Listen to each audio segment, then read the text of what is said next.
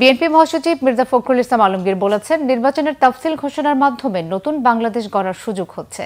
তারা নির্বাচনের মাধ্যমে এমন একটি প্রতিনিধিত্বশীল সংসদ গঠন করতে চান যা বাংলাদেশকে নতুন দিগন্তের দিকে নিয়ে যাবে। তিনি বলেন, ধর্মকে ব্যবহার করে বিভ্রান্তকারী শক্তির বিরুদ্ধে রুখে দাঁড়াতে হবে। আহমেদ সরওয়ারের রিপোর্ট।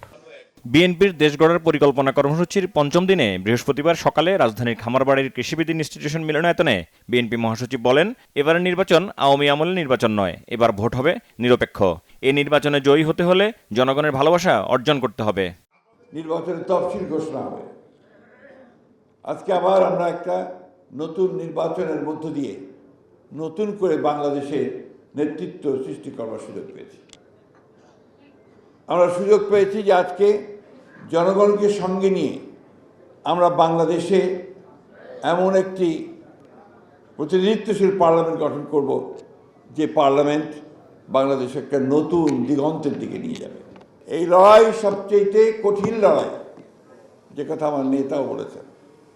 এই লড়াই আজকে আপনাকে পেছনের একটা টেনে নিয়ে যাওয়ার শক্তি, সেই শক্তির বিরুদ্ধে আজকে আপনাকে সামনের দিকে এগিয়ে যাওয়ার শক্তিকে জয়যুক্ত করতে হবে। নেতা যেদিন আমাদের আসবেন, যেদিন বাংলাদেশে পা দেবেন, সেদিন যেন সমগ্র বাংলাদেশ কেঁপে ওঠে। বন্ধুগণ, আমরা সামনের দিকে এগোতে চাই, প্রগতির দিকে এগোতে চাই।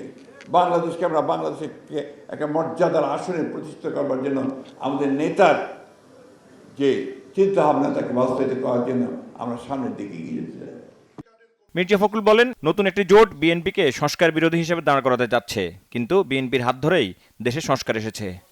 বন্ধুগণ, অনেক বাধা আসবে, অনেক বিপত্তি আসবে, আমাদের বিরুদ্ধে অনেক প্রচারণা হতে থাকবে, কিন্তু এই সবগুলোকে কাটিয়ে উঠে আমরা মাথা উঁচু করে দাঁড়াতে চাই। 1971 সাল আমাদের অস্তিত্ব, এই কথাটা খুব জোরে সোরে মনে রাখবেন। যারা এই কথা বলার দুঃসাহস দেখান, ঔদ্ধত্য দেখান, 1971 সালের প্রজন্ম নাকি নিকৃষ্টতম প্রজন্ম। কোন সাহস এই কথাগুলো বলে তারা? এবং দুর্ভাগ্যজনকভাবে আমাদের প্রিয় ধর্মকে ব্যবহার করে তারা আজকে বাংলাদেশের মানুষকে বিভ্রান্ত করতে চাইছে কিনা।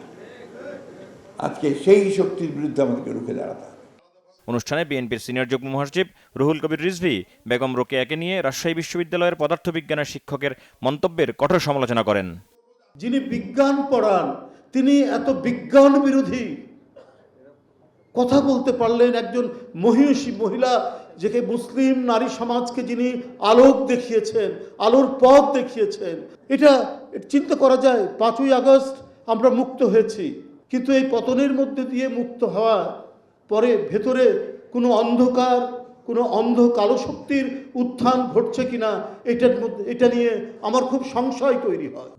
অনুষ্ঠানের শুরুতে বিএনপি চেয়ারপারসন বেগম খালেদা জিয়ার আশু সুস্থতার জন্য দোয়া করা হয় এবং দেশবাসীর দোয়া চাওয়া হয়। আহমেদ সরওয়ার, বাংলা ভিশন, ঢাকা।